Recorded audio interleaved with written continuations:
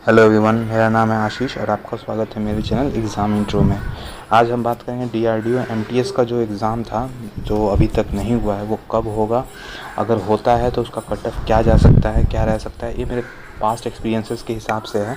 So please आपको जो भी मैं बताऊंगा वो आपको एक एक्सपीरियंस है और बहुत टाइम का एक्सपीरियंस है, ऐसा नहीं है थोड़े मोड़े टाइम का, बहुत टाइम का एक्सपीरियंस है। सो प्लीज़ आप इसको ध्यान से देखिएगा और ध्यान से समझिएगा कि कैसे क्या होने वाला है और आपको क्या करना है, ठीक है। और एग्ज़ाम कब कंडक्ट होगा ये सब कुछ मैं बताऊंगा इसमें। अगर आपको देखिए वीडियो पसंद आता है तो प्लीज़ चैनल को सब्सक्राइब कीजिएगा, वीडियो को लाइक कीजिएगा, जितना हो सके उतना शेयर कीजिएगा। देखिए बहुत सारे लोग हैं जो कि वीडियो को देखते हैं लेकिन वो सब्सक्राइब नहीं करते हैं, बिना सब्सक्राइब किए हुए चले जाते हैं। देखिए सब्सक्राइब करने से कुछ नहीं जा रहा है, सब्सक्राइब करने से हमें मोटिवेशन मिलता है। जो मैं इतनी मेहनत करता हूँ आपके लिए, जो मैं इतना डेटा कलेक्ट करता हूँ, मैं इतने जगह से मैं बात करके मैं आपको इन्फॉर्मेशन देता हूँ, वो सब इसी का पार्ट का हिस्सा है। आपके सब्सक्रिप्शन से या लाइक से मुझे एक मोटिवेशन सा फील होता है। सो प्लीज़ आप सब्सक्राइब ज़रूर कीजिएगा और मोटिवेट कीजिए। अगर मैं आपको मोटिवेट करता हूँ तो आपका भी एक फ़र्ज़ बनता है कि आप भी सब्सक्राइब करके मोटिवेट कीजिए। सो प्लीज़ इससे हम एक दूसरे का हेल्प करके और हम आगे ग्रो कर सकते हैं, आगे बढ़ सकते हैं हम। सो आइए देखते हैं। सबसे पहले देखिए जो डीआरडीओ एमटीएस का जो पेपर है, हम उसके डेट के बारे में बात करेंगे, कब आ सकता है। सो पहले हम देखते हैं कि उसका प्रोसेस क्या है सब कुछ, और उसमें क्या कट ऑफ जा सकता है, कितने आपको अटैम्प्ट्स करने पड़ेंगे, वो सेफ़ होते हैं। तो देखिए पहला चीज़ होता है कि आपका सिलेक्शन प्रोसेस में देखिए टायर 1 है, टायर 2 है। पहला जो होता है वो स्क्रीनिंग होता है। स्क्रीनिंग का मतलब जो देखा फट से निकाल दिया उसको, ठीक है। उसका सेकंड जो पेपर होता है वो फाइनल सिलेक्शंस के लिए होता है, ठीक है। वो फाइनल सिलेक्शन होगा उस पर आपका। बोला गया है कि अगर टायर फर्स्ट है तो उसमें नॉर्मलाइज़ किया जाएगा, नॉर्मलाइजेशन एज़ पर रिक्वायरमेंट। अगर ज़रूरत पड़ेगा तभी नॉर्मलाइजेशन होगा, ऐसा नहीं है बिना ज़रूरत के आपको नॉर्मलाइज़ किया जाए। नॉर्मलाइजेशन का एक फंडा है कि आपको अगर डिफरेंट शिफ्ट में पेपर होता है तो नॉर्मलाइजेशन का वहाँ यूज़ किया जाएगा। और नॉर्मलाइजेशन नॉर्मली 3 चीज़ों पर डिपेंड करता है। पहला चीज़ कि आपके अटैम्प्ट्स कितने हैं, सेकंड चीज़ होता है आपकी एक्यूरेसी कितनी है, और थर्ड चीज़ होता है पेपर का लेवल। लेवल कैसे डिसाइड होता है कि आपके एवरेज मार्क्स जो आपके शिफ्ट में आ रहे हैं वो आपका लेवल डिसाइड करते हैं। सो ये 3 चीज़ें होती हैं जो नॉर्मलाइजेशन के फैक्टर्स को अफेक्ट करती हैं, ठीक है। उसके बाद हम देखते हैं क्या कि इसमें बोला गया है कि मल्टीपल चॉइस क्वेश्चन होगा। सेकंड चीज़ होगा कोई नेगेटिव मार्किंग नहीं है, यहाँ पे क्लियरली ये चीज़ को डिफाइन कर दिया गया है, ठीक है। कोई नेगेटिव मार्किंग नहीं है, ये चीज़ आपको पता होना चाहिए। उसके बाद बोला गया है जो सिलेबस में एग्ज़ाम दिया गया है वो आपको उतना आपको पढ़ना पड़ेगा जो कि आपको ये नोटिफिकेशन में दिया हुआ था, ठीक है, जो कि सबको पता होता है। उसके बाद बोला गया tier first is for screening और tier second for final selections. इसका मतलब पता है आपको क्या है। टायर फर्स्ट जो होता है सिर्फ आपको स्क्रीनिंग करने के लिए कि हाँ कौन बच्चे सेकंड टायर में जाएंगे, और टायर जो सेकंड होता है वही आपका फाइनल सिलेक्शंस को डिसाइड करेगा, ठीक है। अब हम देखते हैं कि आगे की तरफ कि आगे क्या होता है। Wait a minute. और आगे डिसाइड करता है फाइनल सिलेक्शन।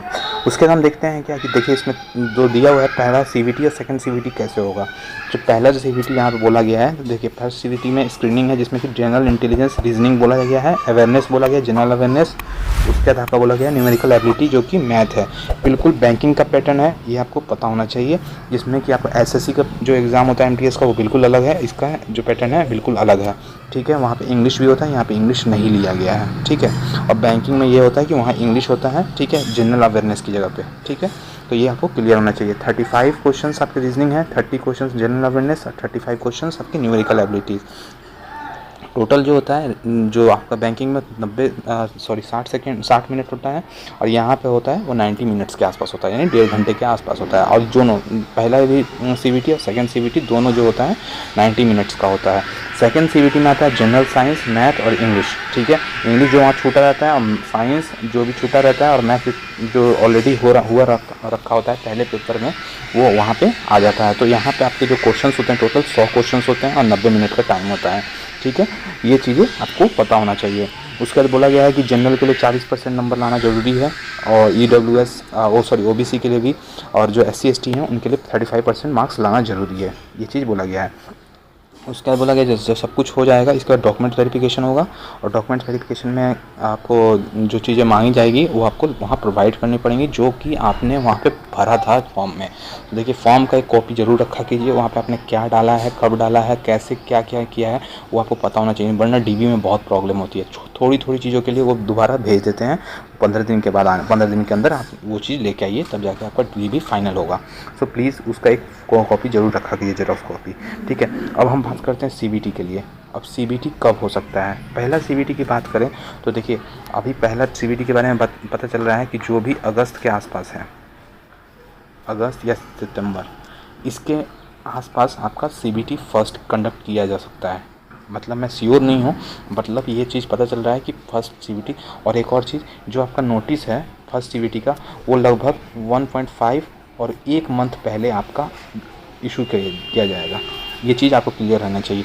यानी अगस्त में अगर 8वें महीने में आपका पेपर है, यानी 7वें महीने यानी जुलाई में आपका CBT फर्स्ट का आपका नोटिफिकेशन आ जाएगा कि आपको इस दिन आपको एग्ज़ाम कंडक्ट होगा इस टाइम से, ठीक है।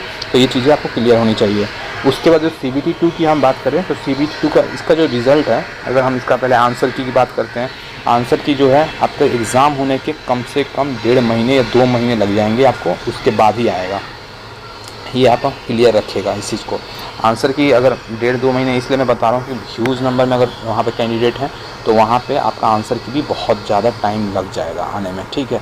उसके बाद आप देखिए, अगर आंसर की आ जाता है 1 महीने 1.5 महीने में आ जाता है, तो फिर उसके बाद जो रिज़ल्ट का प्रोसेस है, आपका रिज़ल्ट का प्रोसेस थोड़ा फास्ट होता है। तो ऑलमोस्ट 1 मंथ के आसपास, यानी टोटल 2.5 से 3 महीने का टाइम लग जाता है। अगर हम अगस्त और सितंबर में अगर हम एग्ज़ाम को हम कंडक्ट करा लेते हैं तो उस समय से आपको जो रिज़ल्ट का है यानी दिसंबर तक आपका रिज़ल्ट भी आ जाएगा, ठीक है। जो बच्चे क्वालिफाई करते हैं स्क्रीनिंग टेस्ट को, उसके बाद जो आपका CBT 2 होगा, वो CBT 2 जो होने के चांसेस हैं आपके कम से कम 3 महीने का वहाँ पे गैप दिखने को मिलेगा आपको CBT 2 में। तो वो आप इंश्योर रहिए 3 महीना गैप मिनिमम मिलेगा ही मिलेगा, ठीक है। तो इस चीज़ को आप ध्यान में रखेंगे। तो उसके बाद आपका CBT 2 पेपर होगा। तो ये हमने बात कर लिया CBT 1 और CBT 2 के बारे में। अब हम बात करते हैं कि जो अगर मान लीजिए एग्ज़ाम होता है तो उसमें जो आपका कट ऑफ है वो क्या रह सकता है, ठीक है, इसके बारे में बात करेंगे। और कट ऑफ जो मैं बता रहा हूँ आपका, ये रॉ मार्क्स है, ये ऐसा नहीं है कि आपको नॉर्मलाइज़ करके मैं इतना कट ऑफ बता रहा हूँ, ये रॉ मार्क्स है, ठीक है। तो कट ऑफ देखिए, जनरल के लिए 67 यानी ऑलमोस्ट 65 के आसपास अगर आप प्लस करते हैं, 65 प्लस से अगर आपका आता है रॉ मार्क्स, तो आप बिल्कुल सेफ़ माने जाएंगे आप जनरल के केस में। अगर हम EWS की बात करें तो 63 to 66 के बीच में आप बिल्कुल सेफ़ माने जाएंगे। और आपका मिनिमम जाता है, अगर पेपर का लेवल टफ है तो 60 के अप्रॉक्स आपका जो 60 प्लस अगर आता है आप तो बिल्कुल सेफ़ हो रहेंगे आप, ठीक है।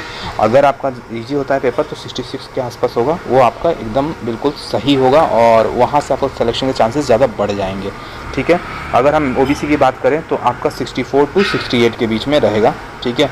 तो ये ध्यान रखिए, जो जनरल EWS और OBC है, तीनों का जो आपका कट ऑफ होगा लमसम 2 नंबर का डिफरेंस आएगा, उससे ज़्यादा कुछ नहीं हो सकता, उससे ज़्यादा बिल्कुल ही नहीं होगा। ये अपने दिमाग से आप निकाल लीजिएगा, ठीक है। तो ये मैंने आपको क्लियर कर दिया है।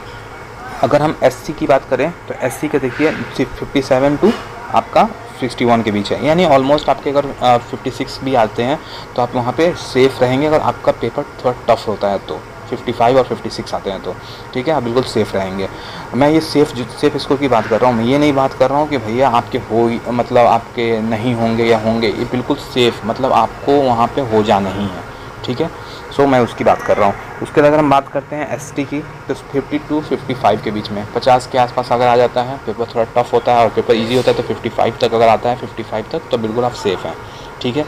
ये मैंने जो नीचे वाला मेरा स्कोर है वो इजी के लिए है, टफ़ के लिए है, और जो ऊपर मैंने दिया हुआ है हायर कट ऑफ दिया हुआ है वो आपका जो है कि जब पेपर आपका टफ़ आएगा तब के लिए है।